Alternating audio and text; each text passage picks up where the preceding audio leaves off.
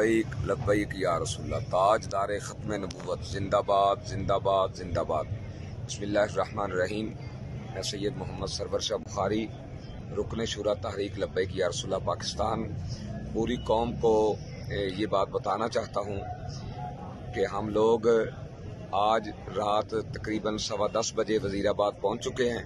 اور یہاں ہم نے پڑاؤ کیا ہوا ہے، اور ہماری مذاکراتی ٹیم 2 دن پہلے سے اسلام آباد اس کو بلایا گیا تھا، جو اسلام آباد میں موجود ہے، لیکن ابھی تک کسی بھی حکومتی ذمہ دار نے